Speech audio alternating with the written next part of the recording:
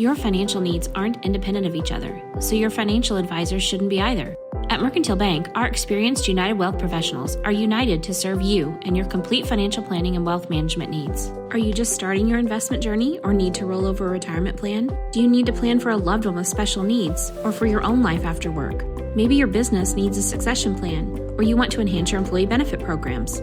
Whatever steps you need to take, our United Wealth experts are ready to take them with you. Together, we are united.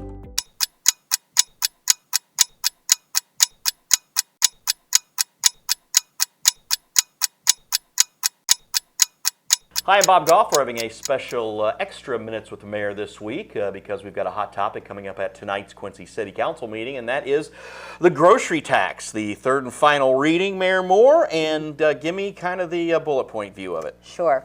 Well, this is the 1% tax that everybody is already paying. In fact, it's been in existence since 1990.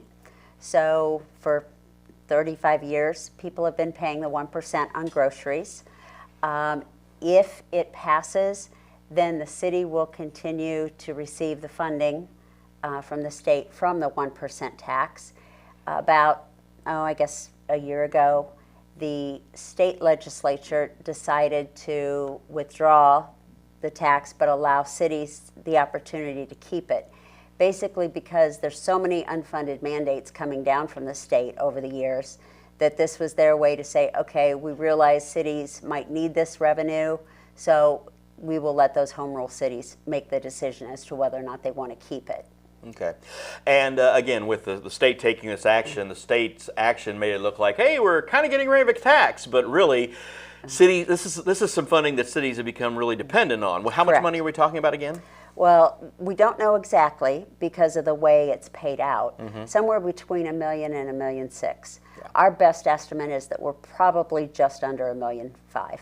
And again, the rationale for this is the tax that everyone pays who buys groceries in town. So even if you're coming from one of the communities outside of the town on either side of the river, you are paying this tax. Correct. And that 1% that is in the state of Illinois is less than the Missouri tax. So, some people have said, well, we'll just go to Hannibal and buy our groceries. Well, that's fine. You can do that, but you're going to pay 1.25 or 1.2 something anyway. And you're going to drive or whatever. And you're going to drive. So I think that, again, when we talk about trying to, be a benefit to the region, and Quincy, of course, is the hub for the 60, 70-mile radius, whatever people want to say, you look at that, and again, whether it's this tax or food and beverage or whatever, people who come into town, I mean, paying those taxes is something, and it's a part of them doing business here because obviously the property tax owners are the ones who bear the majority of the brunt. So while we love and appreciate all our visitors, it's nice for them to chip in once in a while. Exactly, and it's a very small amount. By looking at some of our bigger retailers' ST1s, which is the form where they file their state tax, their state sales tax, we could tell that about 40% of this tax is paid by City of Quincy residents. 60% is paid by people who live outside the city. That includes Adams County, and of course, there are a lot of people who claim Quincy as their home, but they live in the county. And also, I mean, again, this goes back to the point of, when you talk about the food deserts, all the mom and pop grocery stores that have closed over the years in the smaller communities. I mean, my hometown of Perry, we had Hickman's IGA growing up. We still have it, thankfully, because a young couple in town decided to step up. But I know it's very tough for independent grocers out there. And of course, we have good chains here. We have, of course, Neiman Foods, corporate based here and all over the Midwest. Hy-Vee's a growing chain. So we have really nice supermarkets in this town that people can come to shop if they need to and if they want to. And again, I think it's just the fact of them coming in, and again, they use the streets, they use the whatever. So again, it's really kind of a burden sharing issue. Correct. Okay. We had talked earlier though about this, and then also on the heels of the food and beverage tax. But so the plan is now, if you institute the grocery tax, then the food and beverage tax stays the same, correct? Correct. What if this doesn't pass? then we will be looking at how do we make up for that lost revenue, or do we cut expenses? And it would mean cutting maybe 4 or 5 police officers, 4 or 5 public safety officials, 4 or 5 central services workers. And to make those deep cuts, how are we going to get anything done?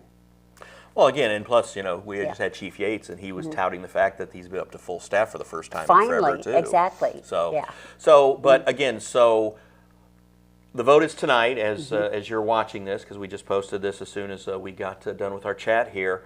And again, you talked, I mean, I know part of your gig and your administration's gig is to kind of work the room, massage votes, whatever. What are you thinking? Well, right now I feel it will probably pass, but I know a lot of people have a lot of questions. You know, one of the things that I thought about early on, and even back during my campaign, I said I was opposed to the grocery tax. And I probably am still opposed to it, but I'm more opposed to having to cut 12 or 13 city workers. And so it's a choice.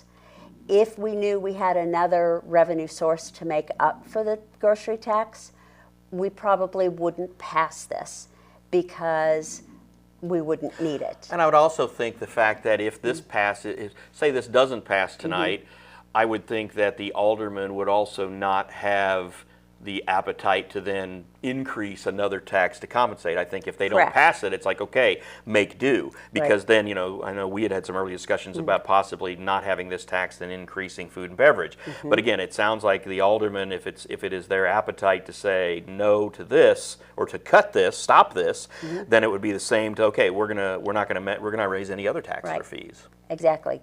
And of course, it would be nice to never raise taxes. Sure. You know, it would be nice to do away with taxes. Yeah. We can't do that and provide the services at the level the city needs those services provided. We already know we have areas where we're short-staffed. You know, we could probably add 5 or 6 city workers right now and actually make a difference and get some things done. But we don't have that luxury, unfortunately.